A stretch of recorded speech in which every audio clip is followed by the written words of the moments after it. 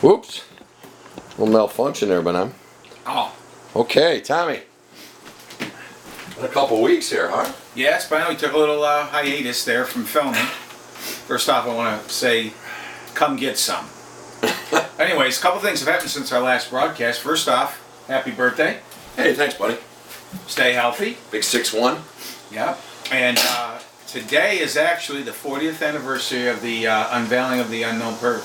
Remember the UP? For you that don't know, the UP was the Unknown Perv who terrorized parts of this area for about 6 months, and today's the anniversary of the uncovering of the Unknown Perv, but not much more about that. Well, I'll say one quick thing. So the Unknown Perv used to go like this. He used to call you on the phone and go, yeah, I see you, you're naked. It was the Unknown Perv. We finally solved it. We did solve the case. Let's see, what else is going on in news and notes? Well, I was disappointed to find out this weekend, talking to my brother and sister. My dad, I believe now, was a white supremacist racist. A supremacist? Why? Well, I think he also suffered probably from xenophobia, claustrophobia, homophobia. I think he had a peanut allergy, all that stuff that goes along with it. Although maybe not homophobia, because I don't think that was invented. No, nobody cared really about it. But no, because we were talking about it, and he used to tell us, like, you need the front lawn cut. And I'd say, Dad, when he's coming, we're going to play a little baseball or something. He'd say, hey, look, you don't like the rules around here. There's the door, and don't let it hit you on the way out. It's racism. Oh, yeah, it's racism. And it's I think it drips with xenophobia, really. That's racism in its purest form. Basically saying, go back, get out. It is. And if you don't like it, go back to where you came from. And I used to say, Dad, I came from here. But no, I just thought I'd bring that up quick. And of course, we had another couple of lunatics go off on a rampage again, and it's really getting kind of disgusting. And everybody's clamoring for what's Congress doing, what's this. It's everybody's fault. The truth is, it's evil. And I think we all need to look in the mirror at some of the issues too. One, school, lack of respect by kids today. I think a lot of these kids grow up thinking they're entitled to something because their parents send that down. Nothing can be, especially, well, no, I won't even say that, but everything has to escalate. There can't be a disagreement anymore. There's this escalation of everything. I'm unhappy with my life. I'm getting a bazooka and mowing down people. And with laws and guns and background checks, you got to be real careful with a lot of that stuff, because our forefathers knew that if you took away the weapons and disarmed us and then keep the information back, you control. Yeah. Having said that, I don't think people need machine guns and stuff like that too. But really, everybody needs to be more involved in this. First off, the media. Stop with the constant stories on these people and stuff. Put it down. Don't even talk about it. Never speak their name again. No, they're starting. They're starting, actually. They're starting to focus more on the victims. And our politicians are guilty too, not just the president, but everybody. They blame each other. Nobody wins anymore. It was cheating, or even in sports. Yeah. It's cheating. We got cheated. If anybody got screwed, it's here. All right? But the bottom line is lack of respect. There's no respect anymore. And hey, every Sunday you drive by a church parking lot, empty. Tumbleweed in those parking lots, like Foxborough before and again after Brady's leaves, will be tumbleweed in those lots also. But flies and derelicts. Yeah, I don't think we need any new laws. We've said it on this show. Bring back the death penalty. But yet, it's public ceremony though. Public ceremony. These people. Once you're positive of it, the DNA comes back, and it was Johnny B. Smith did the killings, then a hanging. And I guess if he was a sexual offender, maybe cut it off in a public. But the family have at him too a little bit. Yeah. Kick him around a little bit. I see that Epstein committed suicide in prison. Yeah. It's funny though, same prison that they were holding El Chubbo, and yet he wasn't killed. El Chubbo? Now that's where the cell should have been left open. El Chapo? The CO totally shot to the socks. He comes out, boom, boom, boom, boom, boom, and no more tunnel digger. No more tunnel digger. But they killed the guy who was about to open a can of worms on all the big-time molesters in the country and abroad. Yeah. Pretty sad. Interesting, huh? That's kind of similar to me with just like Oswald. Ain't done it, and I think the same thing with Epstein. That wasn't suicide. That wasn't suicide. No, I'm with you, buddy. So that's about it. Yeah, I don't have anything political today. I think we want to start talking about the Buffalo Bills. Yeah, we got a first preseason game in the books, and Yeah. I liked what I saw. Liked what I saw as well. I mean, obviously that first team and even the second team defense was stifling. They are so deep on that D. And that's a good offensive line that the Indianapolis Colts have too. And, Very good. first and second teamers are good there, and our guys looked really well there. And how about the draft class? I don't think Dawson Knox didn't play, Right. but the rest, wow. You took the words out from my mouth. Right now, that draft class. These guys, if you look at the last 3 draft classes and what they've uncovered, they asked for 3 years. Well, we're in year 3. They don't have any crazy cap hits. No. They got players that want to play for each other. And I know it sounds corny, but No. they love each other. And my God, these guys really perform for each other. You know, the guys at the other end of the channel there with the salad drafts and stuff, they don't think it makes a difference at all. But Yeah. if the players say it makes a difference, then I think I'm going to lean toward them. Yeah, because the other guy just plays tennis with his BH wife. So what does that have to do with football? And the other inflated cousin, whatever the heck that Mountain is. Man. Are you kidding me? I look over at you look over at the store there before a Bills game, and you see this hair That's all you see. down to the ground, and like, how do you get any kind of And a beard down to seriousness? his Talk belly about button. he can't get over the fact that the punting game looked weak. I don't know. I can't get his head around it. I think what's a couple things that are really important. This team, I think, could go either way. Obviously, I'm a huge Bills fan, and literally and figuratively. But I could see this team winning 11 games. I really could. In my mind's eye, I could see 11 games if Josh Allen comes around and can play a really good brand of football and throw the ball, because that'll open up the running game. That just opens up the offense, and I think they got a good offensive scheme. I could also see if Josh takes a step back, how we could be a 5 or 6 win team. Right. So this is going to be an interesting year. I think they have enough talent to do well. It's a quarterback-driven league, obviously, and yeah, we're putting our marbles with Josh. I like everything I've seen so far. He doesn't have to be Hall of Fame if he can compete and make some plays, and yeah, he's going to be inaccurate here and there. But I like so far what I've seen. I think you're right.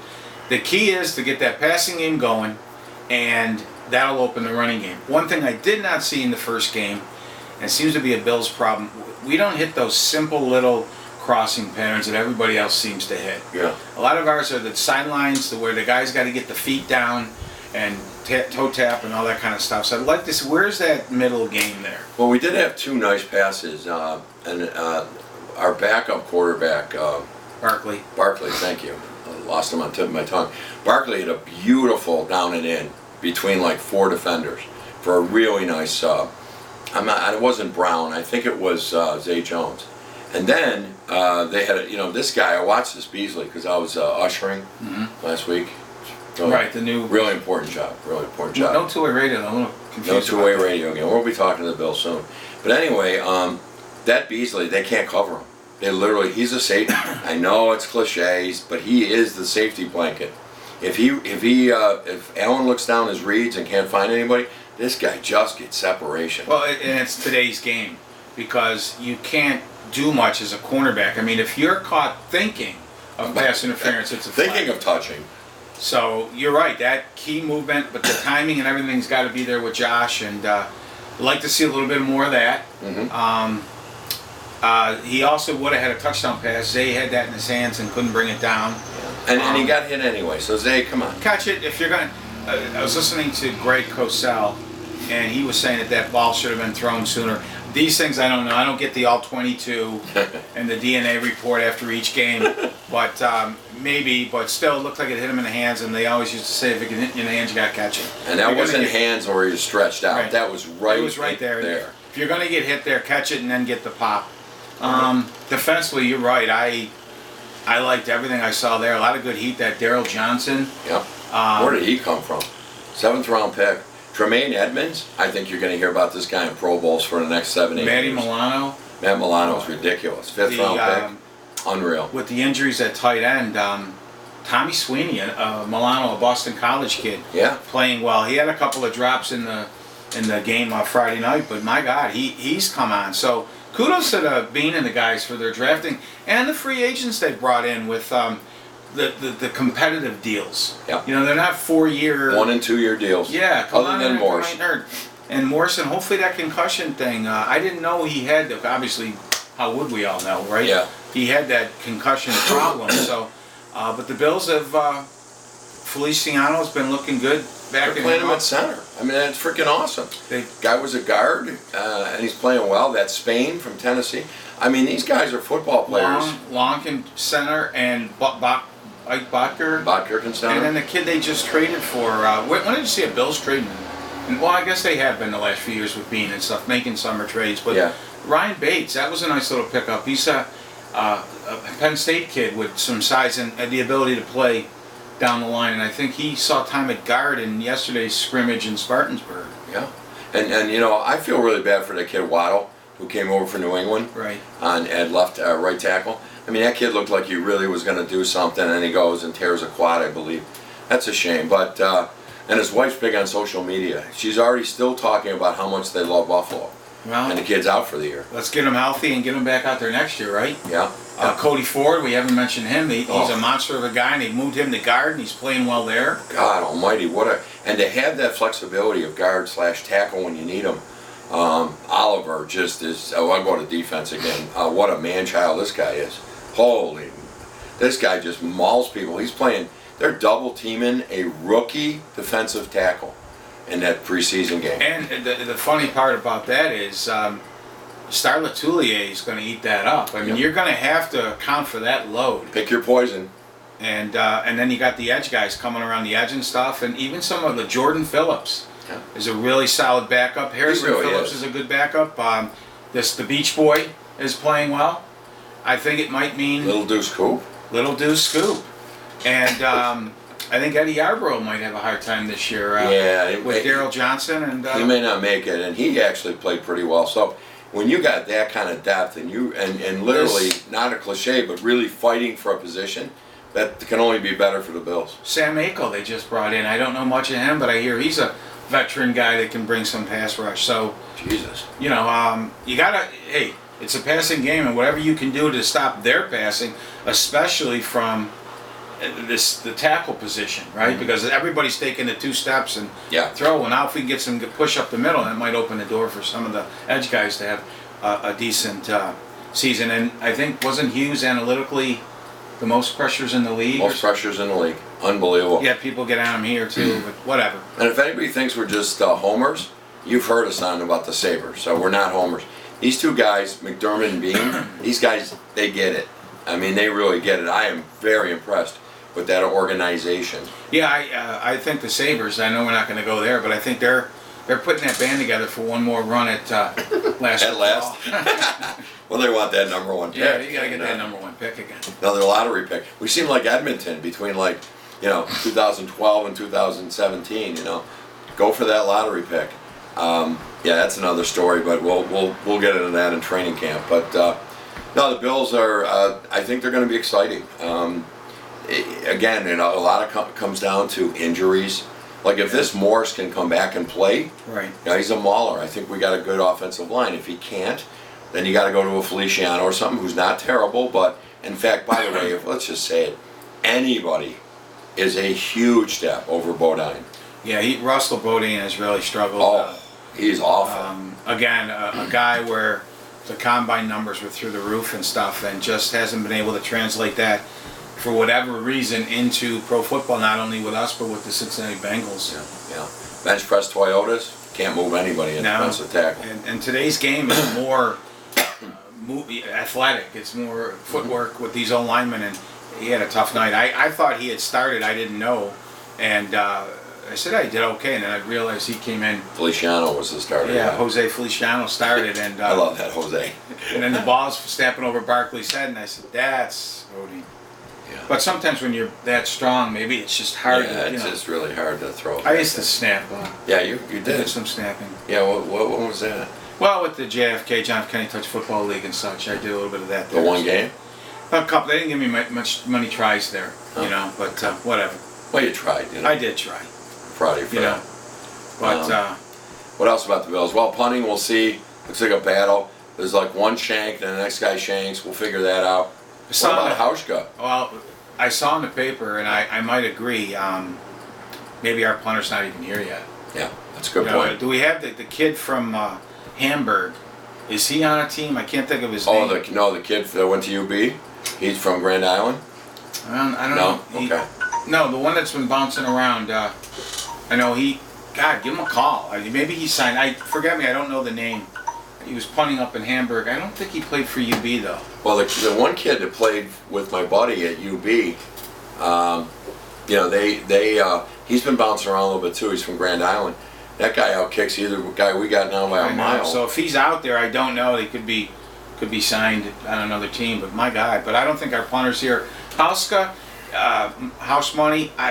That cheap shot from the Jets. He hasn't recovered, it seems. Yeah, the field was pretty wet. Whatever, it's one game.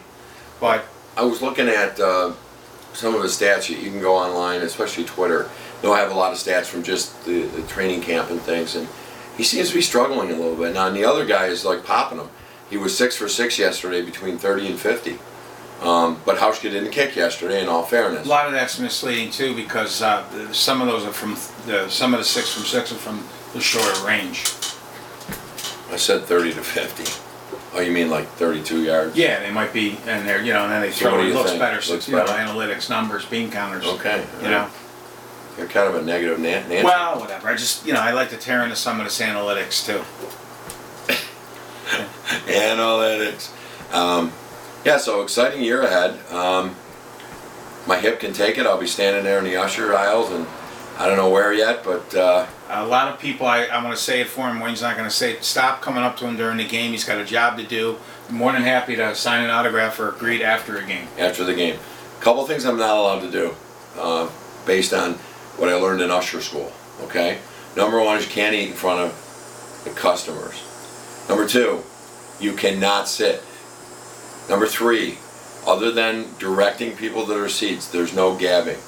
Okay? So no autographs. Afterward, as I'm cleaning out the section, I'll be happy to sign an autograph from straight from the hip. So we'll get that done. So try to calm down when you see me. I know it's exciting. And one last message, though, to sum up the show and stuff. You young people and stuff, get back in respect. Be proud of your country. And quote, I think it was Hubert Hoover. That's not what your country can do for you. Ask what you can do for your country. You really think that was Herbert Hoover? Wasn't it Herbert Hoover? What, are you thinking about your vacuum right now? That was John F. Kennedy. Oh my God! What did Hoover used to say? I don't know. Something about building a dam. He was a little. Well, anyways. Yeah. Well, JFK, great president too, and hey, respect. Say that pledge. Be proud. Be loud. Stand up. Be the only one in the classroom to do it. By the way, JFK would be rolling around in his coffin right now, seeing what these people call themselves Democrats, when pretty much they're socialists. And by the way, I'll go back to, I've said this before, I vote for the best person. Right. I am not a stout Republican.